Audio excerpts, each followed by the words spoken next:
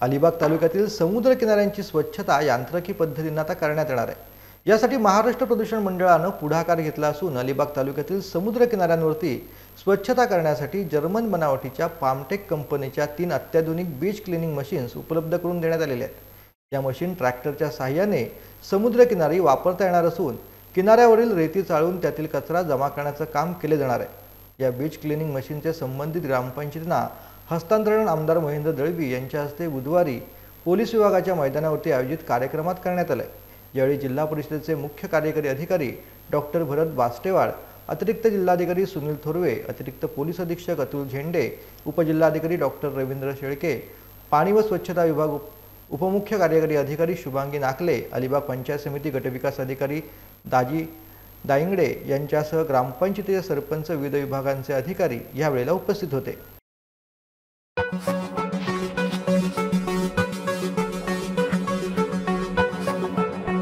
Thank you.